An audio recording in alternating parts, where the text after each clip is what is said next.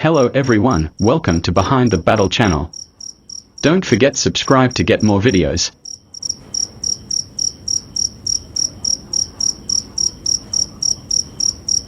The Vietnam War was one of the most significant armed conflicts during the Cold War.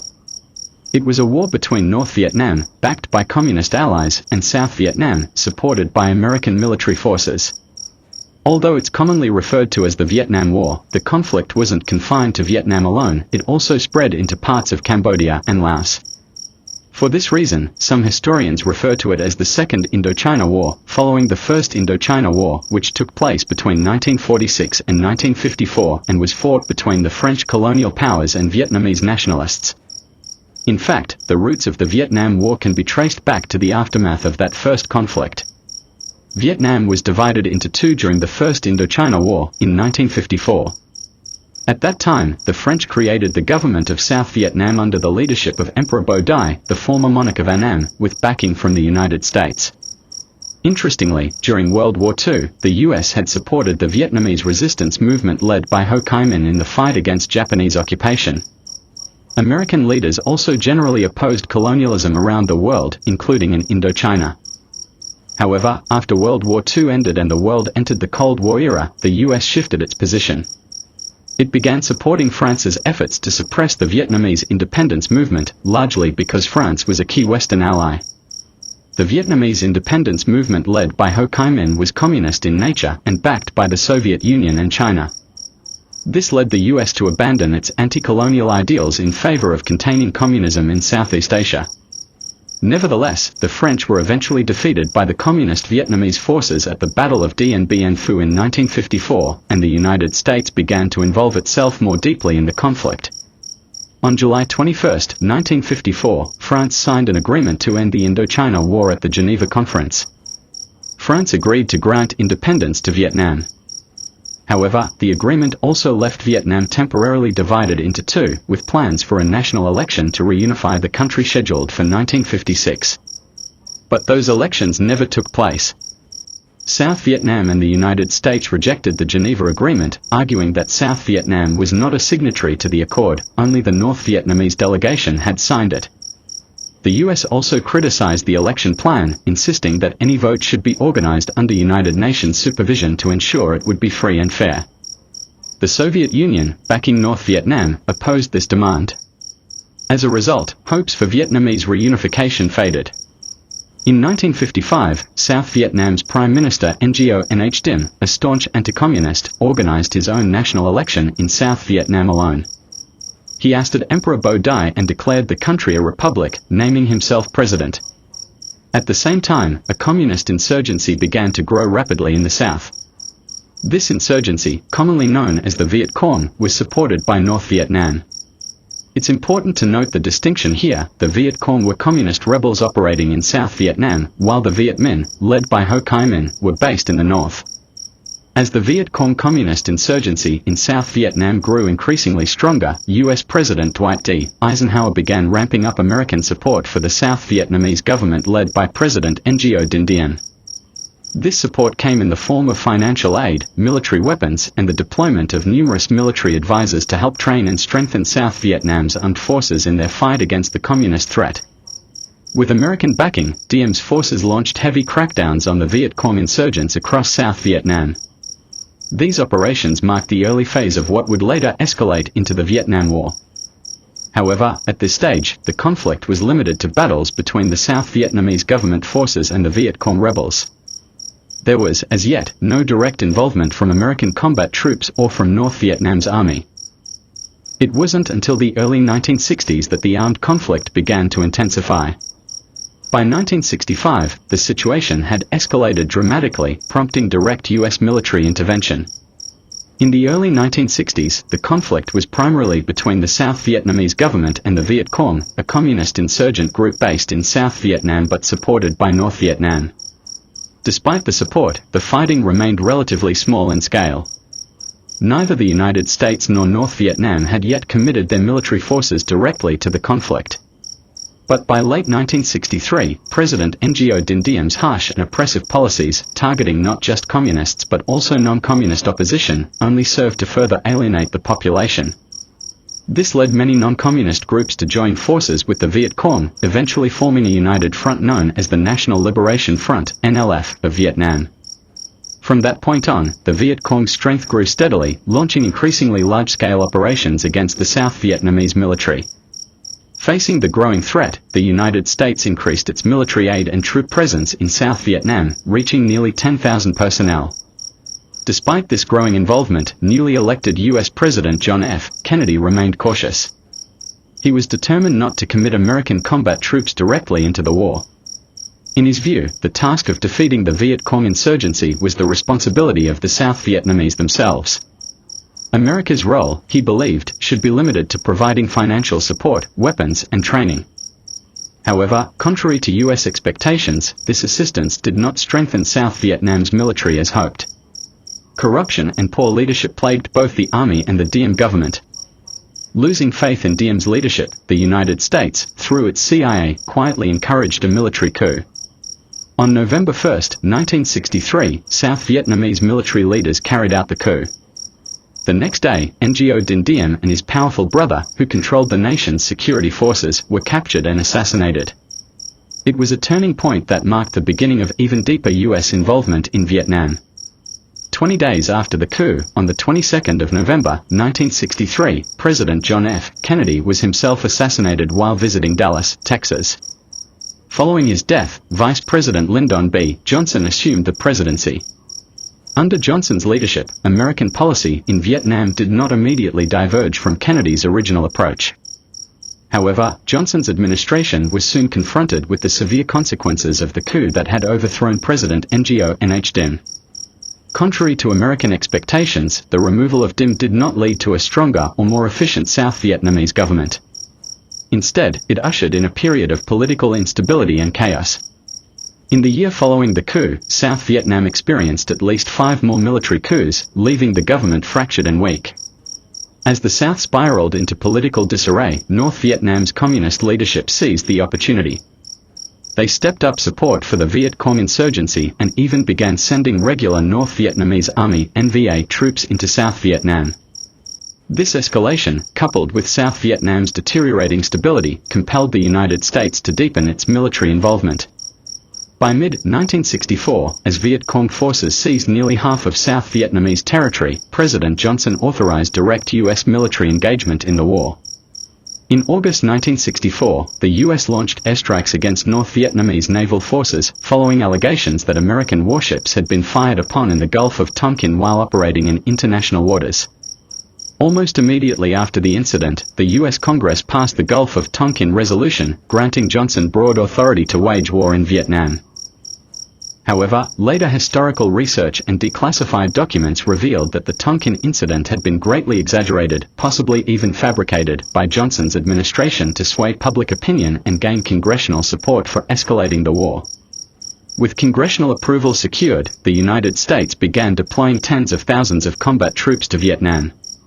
By June 1965, the number of American troops in Vietnam had surged to 53,000, and this figure continued to grow rapidly. By 1966, it reached 200,000, and by late 1967, it soared to nearly 500,000. In addition to American forces, around 50,000 more troops came from U.S. allies, including Thailand, the Philippines, South Korea, Australia, and New Zealand. Combined with the South Vietnamese military, the anti-communist coalition fielded approximately 850,000 soldiers in total. Who could have foreseen that a military superpower like the United States, unmatched in strength and technology, would one day suffer defeat at the hands of communist insurgents in the small, war-torn country of North Vietnam? The truth is, America's failure in the Vietnam War wasn't due to the weakness of its military forces compared to those of North Vietnam. Rather, it was the result of unclear political objectives, lack of strategic coherence, and the use of ineffective military tactics. These factors caused the war to drag on longer than anticipated, ultimately eroding support from the American public back home. When the U.S. sent its combat troops to Vietnam in 1965, its primary goal was not to invade and conquer North Vietnam. Instead, it simply aimed to prevent communist forces from overtaking South Vietnam. The U.S. government had no intention of pushing into North Vietnam, primarily because it feared provoking a larger war with China, just as it had during the Korean War. In Korea, when American forces crossed the 38th parallel and approached the Chinese border, Mao Zedong responded by sending tens of thousands of Chinese troops to assist North Korea. A similar geographical situation existed in Vietnam. North Vietnam was a communist state with a shared border with China. Drawing from its experience in Korea, the US understood that China would not stand idly by if American ground forces advanced toward its southern frontier. As a result, the US refrained from sending troops into North Vietnam and instead relied on intensive aerial bombing campaigns. American ground troops were deployed mainly in South Vietnam, focusing on preventing the spread of communism rather than toppling the North Vietnamese government. In practice, US military efforts were divided into two major offensives. 1. Aerial bombardment of the north. The goal was to pressure North Vietnam into halting its support for the Viet Cong in the south. 2. Combat operations in the south. These targeted the Viet Cong insurgents and North Vietnamese soldiers who had infiltrated South Vietnam. However, even these operations suffered from a lack of strategic focus. The US did not prioritize capturing and holding territory. Instead, its military approach was based on inflicting maximum damage, under the belief that the communists would eventually lose the will to fight and be forced to negotiate or withdraw. But this strategy failed. The North Vietnamese and Viet Cong refused to surrender. US troops, especially air forces, struggled to identify targets, as the enemy did not engage in conventional warfare. Instead, they employed guerrilla tactics, hit-and-run ambushes followed by rapid withdrawal into dense jungle or hidden tunnels, making it difficult for American forces to respond effectively. This guerrilla warfare strategy proved especially effective because the communist fighters were operating in familiar terrain. They knew the geography intimately and had extensive experience resisting foreign forces, dating back to the First Indochina War against the French. To make matters worse, the North Vietnamese used neighboring countries, Cambodia and Laos, as sanctuaries and supply routes. These cross-border havens allowed them to regroup, resupply, and launch attacks from unexpected directions, creating a persistent headache for American military planners. Who could have predicted that a global superpower like the United States, unmatched in military strength, would suffer defeat at the hands of a small communist insurgency like North Vietnam? The truth is, America's failure in the Vietnam War was not because US forces were weaker than their North Vietnamese counterparts, but rather due to a lack of clear political will, inconsistent strategies, and ineffective military tactics that dragged the war on for too long, eventually losing the support of the American public. When US troops were first deployed to Vietnam in 1965, the primary objective was not to conquer North Vietnam, but simply to prevent communist forces from taking over South Vietnam. The US had no desire to provoke a direct confrontation with China, recalling the Korean War just over a decade earlier, when American forces had pushed beyond the 38th parallel and approached the Chinese border, prompting Mao Zedong to send hundreds of thousands of Chinese troops to aid North Korea. Given the geographical similarities, with communist North Vietnam also bordering China, the US made a calculated decision to avoid sending ground troops into the north. Instead, they focused on aerial bombing campaigns while restricting ground operations to South Vietnam. In essence, the US executed a two-pronged strategy: first, to launch intensive air strikes on North Vietnam in hopes of forcing its government to stop supporting the Viet Cong in the south, and second, to engage Viet Cong insurgents and North Vietnamese forces already active in South Vietnam through both ground combat and air raids. However, even in South Vietnam, American strategy was not geared toward capturing and holding enemy territory, but rather inflicting maximum casualties in the belief that such losses would eventually force the communists to surrender. Yet, this approach proved ineffective. The North Vietnamese and Viet Cong refused to back down. They embraced guerrilla tactics, striking swiftly, then vanishing into the dense jungle. This made it extremely difficult for American forces, especially the Air Force, to identify clear targets. The Communist forces had the upper hand in terrain familiarity, vast experience fighting foreign powers since the First Indochina War against the French, and used neighboring countries such as Cambodia and Laos as safe havens and supply routes, further complicating America's efforts. America's aerial bombing campaign, in response to these tactics, often caused more civilian casualties than damage to the enemy. This led to growing criticism from both international observers and the American public. Another key factor in America's failure was the extraordinary level of sacrifice the North Vietnamese were willing to endure.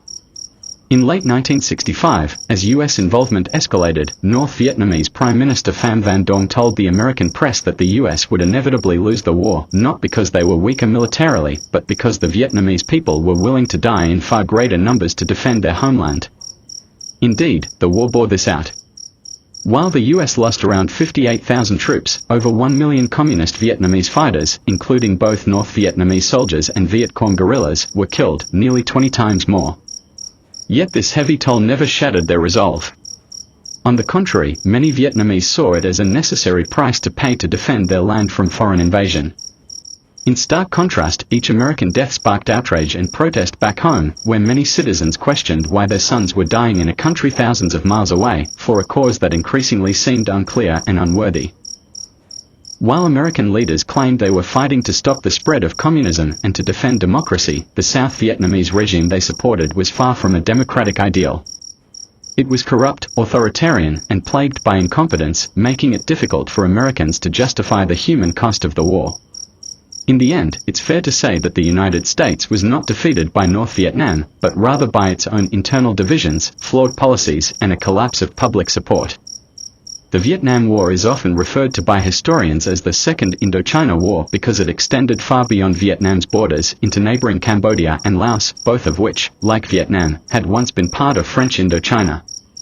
After the First Indochina War ended in 1954, Cambodia had declared itself a neutral country, a status officially recognized in the Geneva Conference of that same year. But as the Vietnam War escalated, Cambodia's neutrality was increasingly violated and ultimately rendered meaningless. One of Cambodia's biggest challenges during this time was the use of its territory by the Viet Cong as a sanctuary and supply corridor. From these positions, they launched operations against US and South Vietnamese forces, further dragging Cambodia into the conflict and eroding its sovereignty.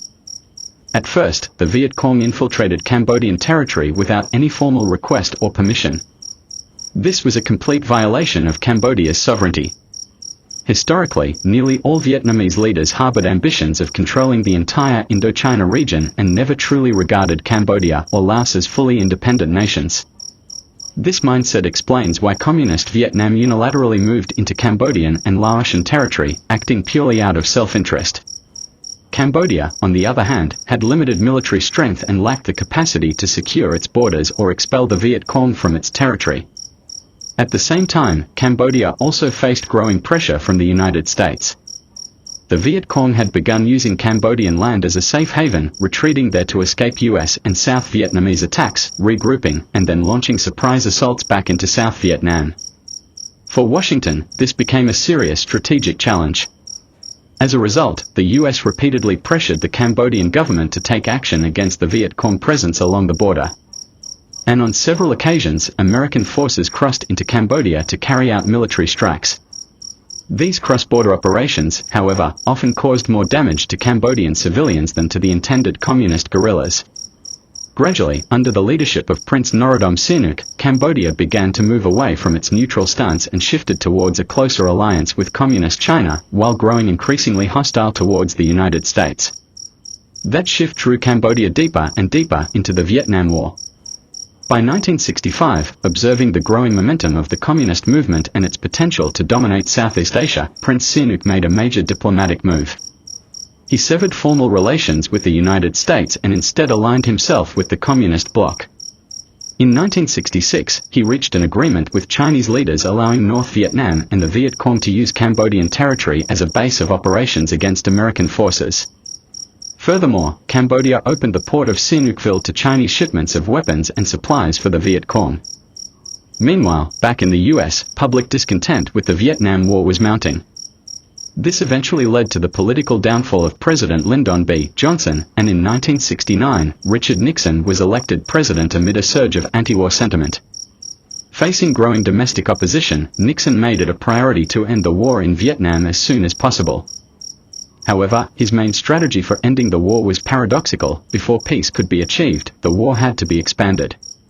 That meant increasing bombing operations to destroy Viet Cong bases, even those located deep within Cambodian territory. In fact, American bombing of Cambodia had already begun as early as 1965, during President Johnson's administration. At the time, the operations were covert and limited to areas near the Cambodian-Vietnamese border. But under Nixon's presidency, the bombing campaign escalated significantly. The strikes became more widespread and indiscriminate, extending far beyond the border zones and deep into Cambodian territory. The American bombing campaign over Cambodia, authorized by President Richard Nixon, officially began on the night of March 18, 1969. When Nixon later announced the operation publicly, it ignited a firestorm of protests against the Vietnam War, both across the United States and on the global stage. In Washington, many members of Congress erupted in outrage. Nixon had expanded the Vietnam War into Cambodia, a sovereign nation, without first seeking congressional approval. Despite the backlash, the bombings continued unabated. Simultaneously, Nixon's administration tried every diplomatic avenue to pressure Cambodia into cutting off support for the Viet Cong. Exactly 1 year later, on March 18, 1970, while Prince Norodom Sihanouk was on a diplomatic visit to Moscow, a group of pro-American Cambodian politicians led by General Lon Nol staged a coup and removed him from power. From that moment, Cambodia, under the new Khmer Republic, became a full-fledged ally of the United States in the Vietnam War. But this alliance came at a high cost. Beyond being drawn into a war against Vietnamese communists, the Khmer Republic's military now had to fight another internal threat, the Khmer Rouge. This communist insurgency joined forces with the anti-coup movement loyal to Sihanouk and received substantial backing from the People's Republic of China. In essence, the Vietnam War became deeply entangled with Cambodia's fate. Over the course of the conflict, the United States dropped an estimated 500,000 tons of bombs on Cambodian territory, perhaps even more. These bombings claimed the lives of between 50,000 and 150,000 Cambodian civilians. The chaos and destruction sowed by this war played a major role in pushing Cambodia toward a protracted civil war that would last for years. The anti-war movement in the United States had begun almost as soon as the Vietnam War itself. Initially, it emerged from left-wing student circles, and at first, it was only a minority voice. Most Americans supported the military intervention in Vietnam, seeing it as a necessary stand to defend democracy against communism. However, as the war dragged on, with mounting casualties, skyrocketing costs, and disturbing reports of civilian deaths, the anti-war movement grew rapidly. What began as campus protests soon transformed into a nationwide movement. One key reason the student-led protests spread so quickly was the military draft. Young men were being forced into service and sent to fight in Vietnam. On top of that, the United States' open freedom of speech, unrestricted media coverage, and the rise of the civil rights movement, particularly among African Americans, further fueled public opposition to the war. Together, these forces turned the Vietnam War into one of the most controversial and polarizing conflicts in American history. By 1969, the number of American troops sent to fight in the Vietnam War had surged to nearly 500,000. U.S. casualties also escalated, with more than 15,000 soldiers killed and nearly 40,000 wounded. The financial cost of the war rose dramatically, reaching approximately $25 billion per year. Each month, as many as 40,000 young American men were being drafted, many of whom faced the real possibility of being sent to Vietnam. As the war dragged on, public opposition to the conflict grew stronger. Many who had previously supported U.S. military intervention in Vietnam, believing it was a necessary step to defend democracy and halt the spread of communism, began to lose faith. They came to realize that South Vietnam, America's ally, was not a free democratic state as portrayed. In reality, the South Vietnamese regime was authoritarian, corrupt, and often more brutal than the communist government in the North. In April 1967, Martin Luther King Jr., the prominent civil rights leader, publicly denounced the U.S. military intervention in Vietnam. His powerful voice inspired many African Americans to join the anti-war movement. For many in the black community, the war was a painful contradiction. They were being drafted in large numbers, sent overseas, and dying for a cause that did not represent justice or equality at home. On October 21, 1967, a massive anti-war protest erupted in Washington, D.C. Over 100,000 demonstrators gathered to express their opposition to the war. Among them were 30,000 protesters who marched through the night toward the Pentagon. The demonstration escalated into violent clashes with military police and security forces, resulting in the arrest of hundreds. By early 1968, public opinion had shifted significantly. A national poll revealed that as many as 50% of Americans now opposed President Lyndon B. Johnson's policy in Vietnam, while only 35% continued to support it. The growing domestic unrest made the Vietnam War not just a foreign policy issue but a deepening internal crisis. The pressure ultimately forced President Johnson to announce that he would not seek re-election for another term. In the 1968 election, Richard Nixon won the presidency, replacing Johnson. However, Nixon's election did not slow the momentum of the anti-war movement. On the contrary, opposition intensified, especially after Nixon expanded the war into neighboring Cambodia. On April 30, 1970, Nixon appeared on national television to announce that U.S. forces had launched an offensive into Cambodian territory. He also declared the deployment of an additional 50,000 troops. This escalation triggered a new wave of massive protests across the United States, particularly on college campuses. On May 4, 1970, a student protest at Kent State University in Ohio turned deadly. National Guardsmen opened fire on a crowd of unarmed protesters, killing 4 students and injuring 9 others.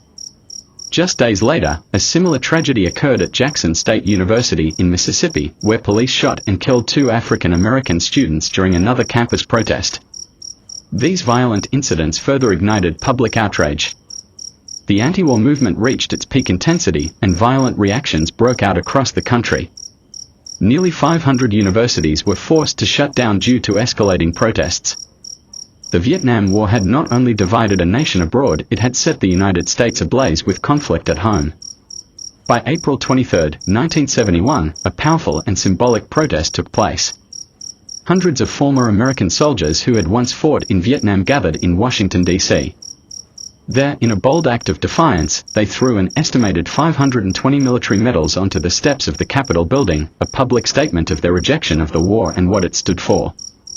The very next day, Washington witnessed one of the largest anti-war demonstrations in U.S. history. Over 500,000 people took to the streets, demanding a complete withdrawal of American troops from Vietnam. The anti-war movement continued to grow in strength and numbers, sustaining pressure on the government until the U.S. finally pulled out its forces from Vietnam in 1973. Negotiations between the United States and North Vietnam had actually begun years earlier, in 1968, once the American government realized that the war in Indochina was dragging on far longer than anticipated. The prolonged conflict, combined with the explosive growth of domestic anti-war protests, led to a shift in strategy. That same year, during Tet, the Vietnamese New Year, North Vietnamese Communist forces and the Viet Cong launched a massive and coordinated military operation. Known as the Tet Offensive, it involved around 85,000 Communist troops under General Vo Nguyen Giap attacking over 100 key targets across South Vietnam. Tactically, the Tet Offensive was a devastating failure for the Communists. American and South Vietnamese forces pushed them back with heavy losses. But strategically, the offensive marked a major turning point in the war. Despite losing the battle, North Vietnam had won a psychological and political victory. In Washington, the scale and intensity of the Tet Offensive deeply shook President Lyndon B. Johnson.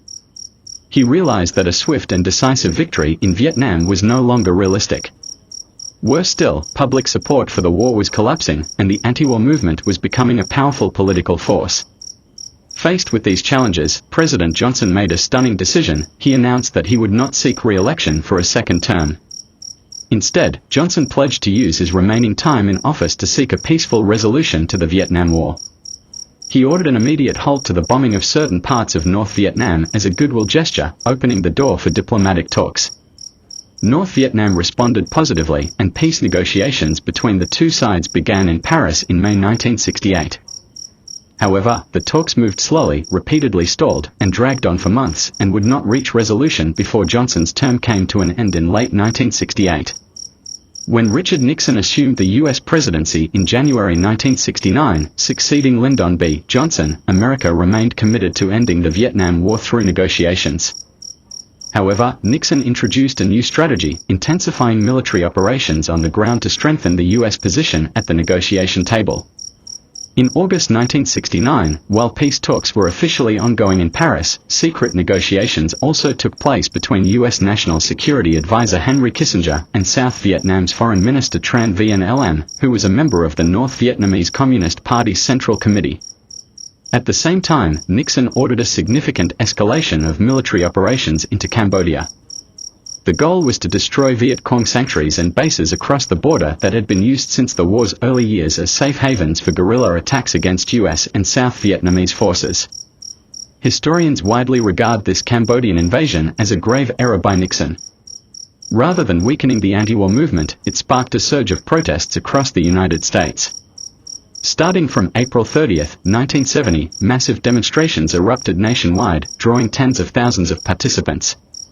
Violence broke out, schools were forced to close, and many students were killed or injured in clashes with U.S. authorities attempting to suppress the unrest. The anti-war movement not only exerted immense political pressure on Nixon but also deeply affected the morale of American soldiers fighting in Vietnam. Knowing that public support was collapsing, many troops became disillusioned.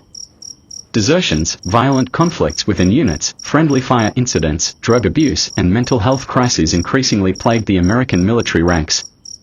Meanwhile, U.S. allies also grew weary of the conflict.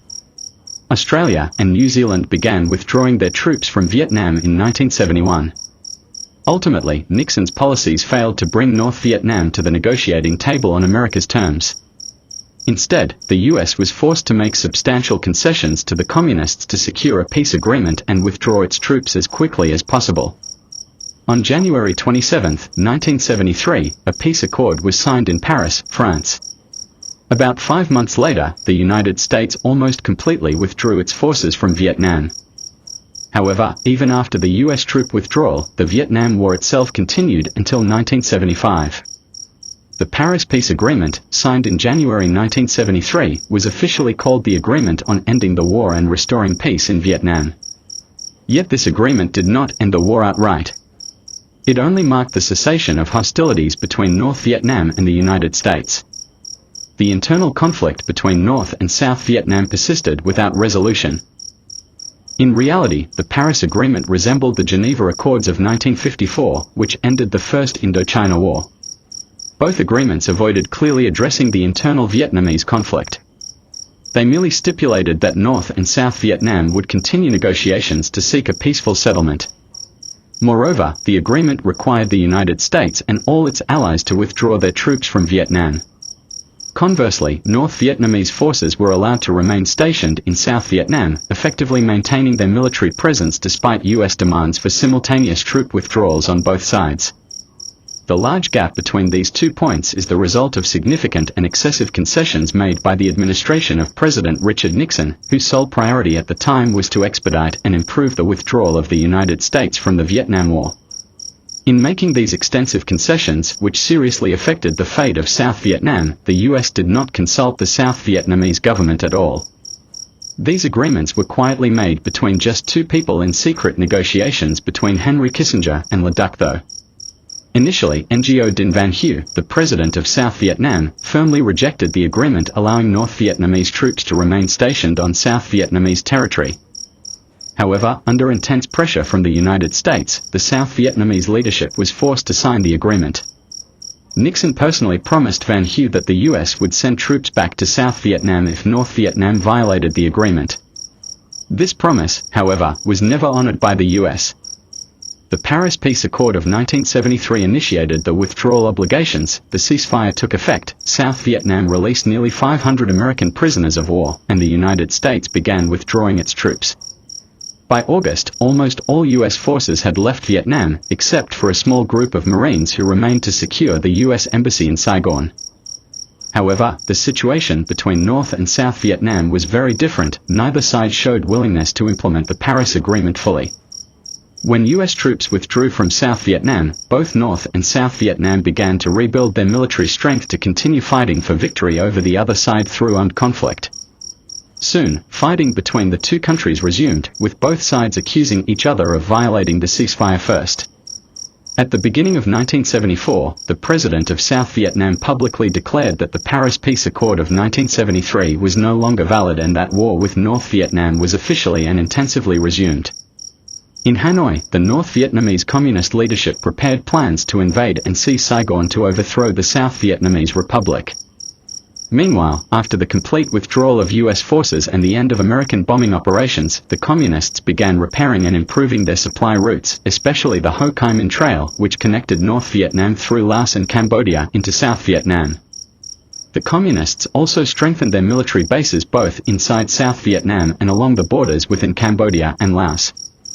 However, at that time, the North Vietnamese Communist leadership had not yet dared to launch a direct attack on the South Vietnamese capital because the US president had publicly declared that America would send troops back to Vietnam if the Communists dared to invade South Vietnam. But in August 1974, Nixon resigned from office and the vice president assumed power. About 4 months later, in December 1974, to test the reaction of the new US president, the North Vietnamese forces launched a large-scale operation, starting from Cambodian territory to invade and seize a province of South Vietnam.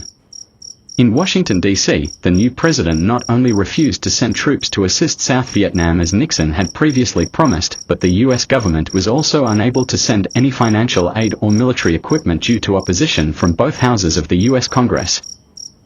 From that point on, it could be said that the United States had effectively abandoned South Vietnam, leaving it to face North Vietnam alone. In Hanoi, the secretary of the Vietnamese Communist Party informed the commander of the North Vietnamese army that since the outbreak of the war, this was the first time there had been such a favorable opportunity politically, militarily, and strategically for North Vietnam to attack and seize South Vietnam. In March 1975, the North Vietnamese forces launched a decisive operation targeting the Republic of South Vietnam. Just over a month later, the North Vietnamese army entered Saigon, and on April 21, President Nguyen Van Thu publicly resigned with tears in his eyes. Before fleeing to Taiwan, he accused the United States of betraying South Vietnam and personally deceiving him into signing the Paris Peace Accord, promising continued military aid that never materialized. On April 25, the United States evacuated all its officials and embassy staff from South Vietnam. 1 month later, Saigon fell under the control of the North Vietnamese forces and the Republic of South Vietnam collapsed.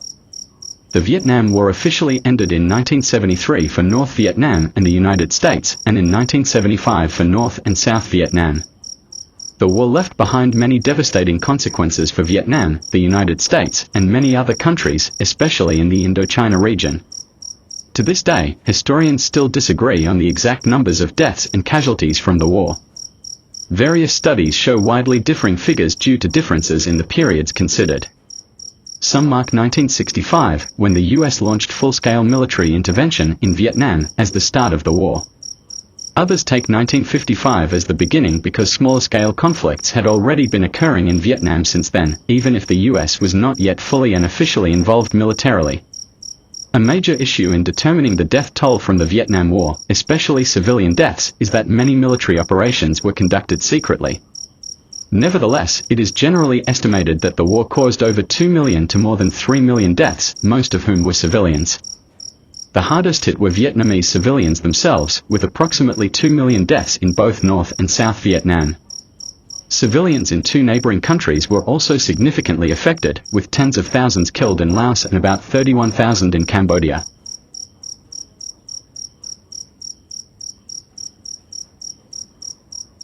Thank you for watching, wishing you good luck.